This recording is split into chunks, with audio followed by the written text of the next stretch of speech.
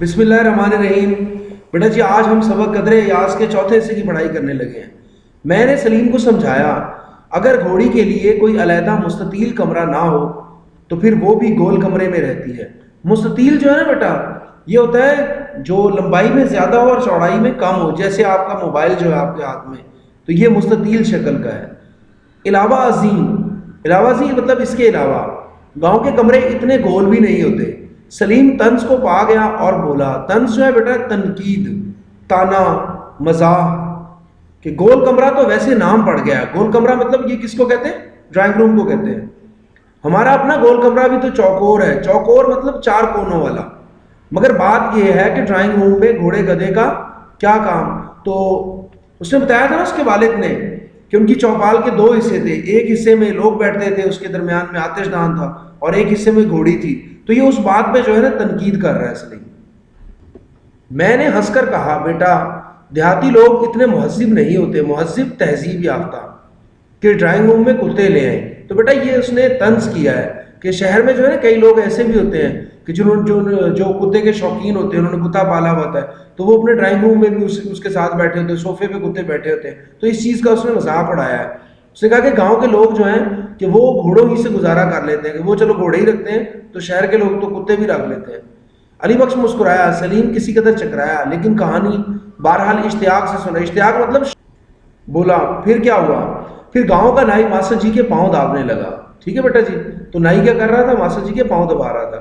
ایک نوکر کو دوڑایا گیا کہ ان کے لیے تازہ مکئی کے بھٹے بنوا کر لے۔ بھٹے پتہ نا چھلی جو ہوتی ہے، سٹا جو ہوتا ہے مکئی کا۔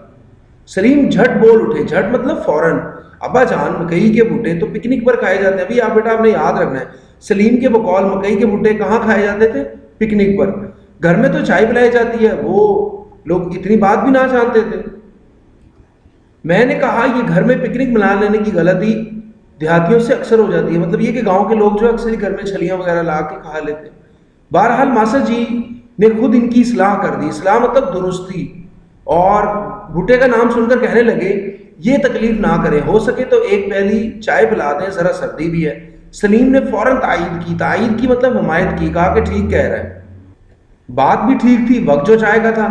میں نے کہا بات تو ٹھیک تھی، بشرط یہ کہ ان کے گھر میں چائے بھی ہوتی، بشرط یہ کہ مطلب شرط یہ ہے کہ اس مقام پر سلیم میاں تیزی سے سوال کرنے لگے اور ہماری کہانی نے مکالمے کی شکل اختیار کر لی۔ مکالمہ باہمی بات چیت یا ڈائلاگ جو ہوتا ہے۔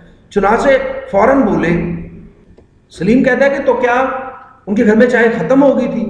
تو مصنف، نہیں بیٹا، کبھی شروع ہی نہیں ہوئی تھی، ان دنوں چائے ابھی دیہات میں نہیں پہنچی تھی۔ تو کیا انہوں نے مہمان سے صاف کہہ دیا کہ ہمارے پاس چائے نہیں؟ کتنے شرم کی بات ہے۔ میں نے کہا بھائی میرے خیال میں پہلے تو گھر میں چائے کا نہ ہونا شرم کی بات نہیں، دوسرے انہوں نے مہمان کی خاطر دوڑ دھوپ شروع کر دی۔ دوڑ دھوپ جو ہے اس کا بیٹا مطلب ہوتا ہے کوشش، جدوجہد، اور آخر مقامی حکیم کے گھر سے چائے مل گئی۔ لو بیٹا آپ نے یاد رکھنا ہے کہ چائے جو ہے انہیں کہاں سے ملی تھی؟ مقامی حکیم کے پاس سے۔ کیوں؟ کیونکہ ان دنوں چائے صرف مریضوں کو پلائی جاتی تھی۔ یہ بھی آپ نے یاد رکھنا ہے کہ ماضی میں جو ہے یعنی کہ جن دنوں کی مصنف کہانی سنا رہا ہے، ان دنوں چائے کس کو پلائی جاتی تھی؟ صرف مریضوں کو۔ سلیم نے لمبا سانس لیا اور بولے، چلو شکر ہے چائے تو ملی۔ میں نے کہا ہاں چائے تو مل گئی، لیکن پھر ایک عجیب سوال پیدا ہو گیا۔ تو سلیم کہتا ہے یہی نا کہ چائے کے ساتھ کھانے کو کیا دیا جائے، وہاں تو لے دے کے مکئی کے بھٹے ہی تھے۔ تو مصنف کہتا ہے نہیں بیٹے، یہ بات نہ تھی، سوال ذرا بنیادی نوعیت کا تھا۔ نوعیت مطلب قسم، اور یہ کہ چائے بنائی کیسے جائے۔ سلیم نیم وحشت کے عالم میں میرا منہ تکنے لگا۔ تو نیم وحشت جو ہوتا ہے نا، وحشت پہلے بیٹا سمجھیں، وحشت ہوتا ہے خوف اور حیرت کی جو ملی جلی کیفیت ہوتی ہے۔ ان کے خوف کو بھی کہتے ہیں، ڈر کو بھی کہتے ہیں، اور حیرانی کو بھی کہتے ہیں، یعنی بہت زیادہ حیرانی کے عالم میں میرا منہ تکنے لگا۔ منہ تکنا مطلب حیرت سے دیکھنا، بغور دیکھنا، اور بولا ابا جان چائے تو ہمارا جمع دار بھی بنا سکتا ہے اور دن بھر پیتا پھرتا ہے۔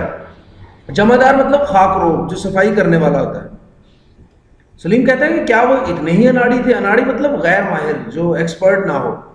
میں نے کہا بھائی وہاں چائے پینے بنانے کا ہنر پہنچا ہی نہ تھا۔ ہنر مطلب فن، وہاں لسی کا رواج تھا۔ بیٹا یہ آپ نے یاد رکھنا، گاؤں میں کس چیز کا رواج تھا؟ لسی کا، اور اس ہنر میں وہ یکتا تھے، یکتا ماہر، بے مثال۔ تو کیا ماسٹر جی کو آخر لسی پلا دی؟ تو مصنف کہتا ہے نہیں، پلائی تو چائے ہی تھی، لیکن وہ ایسی کامیاب چائے نہ تھی۔ سلیم کہتا ہے یعنی چائے کی لسی بنا دی. تو مصنف ہاں بیٹا کچھ ایسا ہی ذائقہ ہوگا. چھوٹے چودھری کا کہنا ہے کہ ماسٹر جی نے ایک گھونٹ پیا, ٹھنڈی لگی اور پیالی رکھ دی.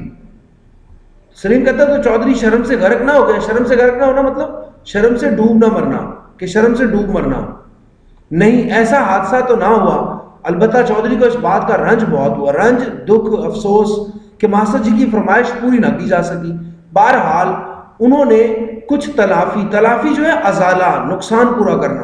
رات کے کھانے پر مرغ کے سالن سے کر دی. بیٹا بھی آپ نے یاد رکھنا ہے کہ رات کو انہوں نے کس چیز کا کھانا بنایا, تو مرغ کا سالن بنایا. تو بیٹا جی آج کا کام ہمارا اتنا ہی ہے. اللہ حافظ.